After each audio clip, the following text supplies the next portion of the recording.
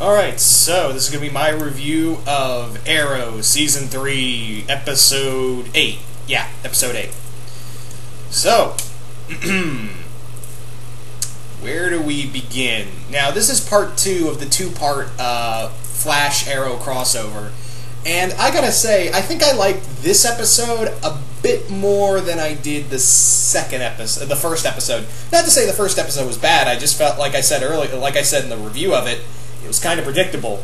That's the sad but true case, is that it was kind of pretty predictable. But in here, I felt like the story was a little more tightly knit. They had a more... I think the villain in this story, rather than the first one, was a lot more interesting, because, let's face it, the other guy was just, I'm evil, I'd make you mad. Here... Captain Boomerang is such a badass villain. He is so good in this role, and I thought he was like a really good antagonist for both Barry and Oliver to take on. So in this episode, Barry and Arsenal, Barry and Roy, who, by the way, Roy's becoming one of my favorite characters. I think they didn't know what to do with him in season 1. They introduced him. Season 2, they. Season 2, they knew what they were kind of doing with him, and then I feel like they were starting to know how to write this character in Season 2, and now in Season 3, now that he's Arsenal, I think it's one of the, I think they finally know what to do with this character, and they've made him so cool, of being, well, Thea and I are kind of broke up, but I still want to be there for her, but my dedication is to Oliver and his team and, doing good. So I think they finally know what to do with Roy, and I'm really liking that. Anyway, so they try to track down Digger Harkness's house, which is booby-trapped, and from there they run. Arrow and Arsenal run into an Argus team who are pretty much like, look, this is our job. Stay out of this if you want to still be alive. And Oliver's like, well, guess what? We're not staying out of this.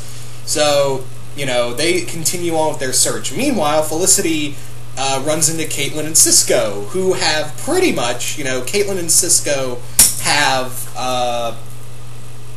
they've come over to help analyze the DNA for Sarah's death. And maybe I missed something, but I thought she already gave him the DNA, and I thought, they were going to do more with that, but it's not brought up again, and apparently Cisco and Caitlin, they snuck out of Central City to go hang out with Oliver and the others, and I love how Cisco says, can we see the Arrow Cave? And I love how Roy is, later on Roy is, he says, what do we do with the Arrow Cave? And Oliver's like, that's not what we're calling it. I love how officially they're calling it the Arrow Cave, and yes, in the comics there was an Arrow Cave. I know it's kind of a ripoff of the Bat Cave, but whatever. I thought that was so cool, and I love the idea of the Arrowmobile. Does he have an Arrowmobile? Yeah. I like how they've kind of, in this episode more so than in the Flash episode, they've shown the contrast that even though they're the same universe, both shows are very different. They didn't even clearly say that without saying, they show that, the Flash show can be very upbeat and happy, and, everyone can, have a good time in there, even though, shit really is crazy, and Iris is annoying as all hell. Just saying. While in Arrow, it's a little more darker and grittier, and not every day has a happy, not every story has a happy ending. That's the sad truth of it all. So in there, I like, again, in this episode more than they did in the first episode, they really show the contrast between the two shows, even though they're in the same universe. Anyway, so. Diggle talks to Lila and says, look, we're trying to find this guy. I know this is an Argus situation, but who is the guy who's in Starling City and killing people? Well, unfortunately for them, the guy, Digger Harkness, Captain Boomerang, is in the Argus base, and when he shows up, he is whipping everybody's ass. I mean, like, he's throwing these boomerangs around. He can when Oliver and Roy show up to fight fight Captain Boomerang, he takes them both on, and then in runs Barry, who saves Oliver and manages to, this is when Lila's first introduced to him, but I love how Barry, when he shows up in the Arrow Cave, I'm calling it that. When he shows up in the Arrow Cave, he's walking around. He's like, anyone want sushi? I want sushi. Zoom back. Right when Lila sees him, and he's like, oh, you saw my face. Oops. By the way, quick note. I love how in both episodes of this crossover they did little cool tidbits. They did cool versions of the different intros. Like how in here we saw like the Flash lightning bolt over Arrow, and in the Flash episode it was a green arrow through the Flash, through the Flash name. So I thought that was a cool little add-on to that. But anyway, so Oliver is still kind of like, look, I don't want to team up, but if we, and Barry's like, no, we can team up, it's going to be fun. And to which Oliver's like, look, if we team up, we got to do this on my terms. We have to do this my way. And we get the flashbacks of Amanda Waller pretty much telling Oliver, look, there's a bomb in Hong Kong, and I want you to interrogate this guy, torture him if you have to get him to talk. And she even recovered his arrows for him. And I'll just cover this right now. Oliver doesn't do it, and the bomb goes off, and Amanda Waller says, look, extremes need to be taken, and sometimes we have to forget the humanity. And to which Waller gives Oliver another target, to which Oliver's probably going to torture the all hell out of. Anyway, there's that story, and it plays a big part in here. But anyway, so yeah, they go looking around in this this mafia crew, and this is when Barry sees how dangerous Oliver can be. Puts an arrow through him and starts digging it into him, and Barry's like, "Whoa, what the hell's wrong with you?" And Oliver's not, he's pretty much trying to he gets the answers out of him. And yeah, he gets a little phone out of him that, this guy who made Captain Boomerang's, boomerangs, pretty much what he did is give him a phone and hands it to Oliver, and Barry's not having it. And I like the conversation between the two of them when Oliver's like, look, everyone in this city, this city is different. I lost my best friend, my mother, and the love of my life all in one swoop. And Barry cleverly responds with, hey, my mom died too in front of me by a guy who also caused my father to be wrongly imprisoned. So, yeah, I got over it just fine. So I don't want to hear any BS from you. To which Oliver says, maybe I'm not just as emotionally stable as you are. And yeah, we can clearly see that this clearly shows that these two people are, even though they're from different, in the same universe, they're clearly two different people. And I get it that, this is supposed to be like the CW's equivalent to Superman Batman. I get that. And, if this is what we're going to get in Superman Batman, totally fine with it. I'm kind of like watching this episode and be like, okay, Zack Snyder, let's see what you can do here, because I really like how they did a Superman Batman story without using Superman Batman, because again, let's face it, that's literally what we're getting here. We're getting a world's finest without the world's finest. Anyway, so yeah, they do. Oliver and Barry do some more digging. And they go to another crew. They go to another crew that Digger worked for. Unfortunately, Captain Boomerang played them and had them. He had that little phone they were given. Turns out that it was a tracker, and it led him right to the cave, straight to Lila. To which he throws a boomerang into, and Barry, however, luckily comes in, saves her, gets her to a hospital.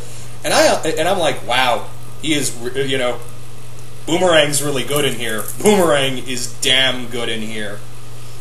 So from there, they're really kind of, Cisco and Caitlin and Barry are all like, man, we just thought it was all fun and games because, well, the metahumans we were fighting were pretty much, we all thought it was kind of surreal. So we had this little fun element. We were all kind of fun about it.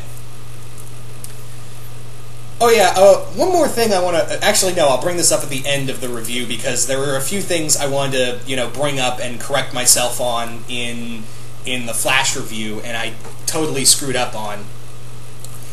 Anyway, So, yeah, Barry and Oliver kind of come together at the end of the episode to take on Boomerang, but he's like, well, here's the thing. You can fight me or you can stop the 5 bombs that I planted all over the city. And I'm like, huh, I know where this is going. So Barry has to run around, find the first bomb, but the bomb is, the bombs are linked, and Barry can't run, that fast to stop all the bombs in unison.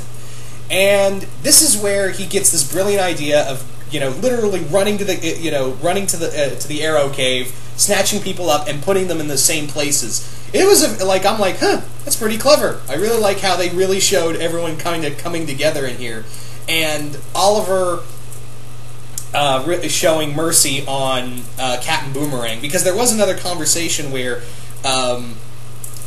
Barry's like, look, you don't have to be the Arrow 24/7. There is a spark of humanity inside of you. And I really like that. I really like that Barry, they've talked about how Barry can be a symbol of hope to everybody, and I'm like, if there were blue lanterns in here, he'd already be one. But yeah. So yeah, Captain Boomerang's been sealed in a prison alongside Slade, so I guess... So it leaves me to think, I guess if you're an Australian bad guy, you're going to be locked up on an island. So we have Captain Boomerang and Deathstroke both on the same island, so I'm guessing, if you're Australian and a bad guy, you're screwed. Watch out, Ra's al Ghul, because you're an Australian actor. Also, look out, Kirk, look out, Shades of Night, because don't do anything bad or you'll be locked up on an island with Slade and Boomerang. That was a joke I couldn't pass up. Anyway, so at the end of the episode, it pretty much ends with both of them having a sparring match, and I thought that was a really cool end. And yeah, all in all, I think I liked out of the 2 episodes, the 2-part crossover. I think I like this a bit more because it really showed them kind of really working together rather than be like, oh, I'm here, oh, let's watch Oliver and Barry fight. Not to say that other episode was bad. I'm just saying that I think it had its flaws, is what I'm saying. That one had its flaws. In here, we got exactly what I wanted in the first part. The two characters coming together to fight a villain that neither of them alone could take, and it really showing the contrast between the 2 teams. So yeah, I think this was a really good episode. Anyway.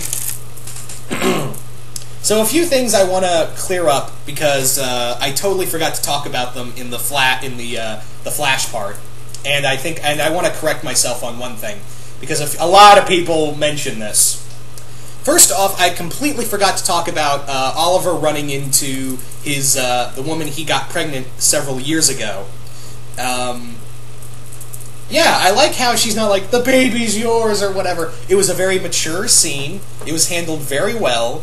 And I like how she's just, she doesn't tell him about the baby or anything, and saying, oh, all, this and that, and, you're the baby daddy and all that.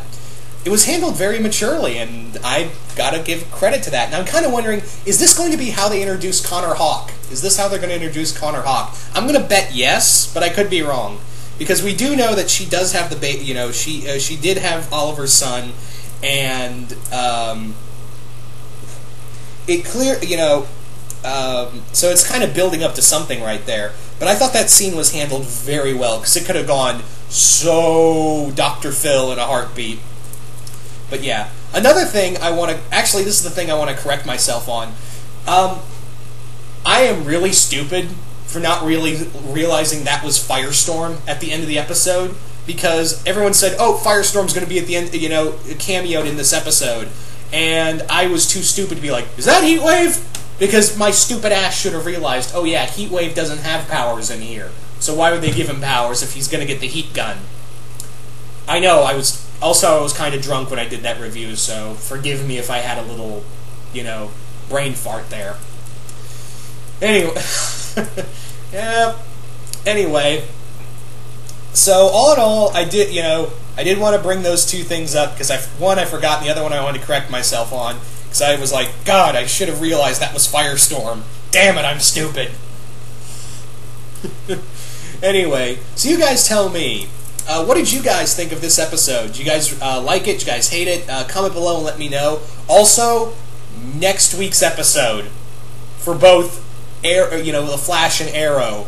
Damn, because after watching those two little previews, I'm like, it's about to get real. Because here's the thing, like, we're gonna see, the Reverse Flash in here and Barry taken to the limit, and that's gonna be a major episode. And then after that, we've got Oliver fighting Ra's al Ghul, and I kind of think someone important's gonna die in that episode because they talk about Oliver says you've killed your last person and you've taken your last life, and also we have, I think it's gonna be Diggle or Lila who's gonna get killed because. At the end of the episode, Diggle asks Lila to marry him, to which she says yes, and I'm like, it's never a good sign in the shows like these. That's never a good sign, because whenever, it's a marriage, it's going to be so joyous and happy, something bad's about to happen. Look at every single superhero marriage, and it never goes off without a hitch. It never does. So, something bad's about to happen here. In both episodes, so really look, and also,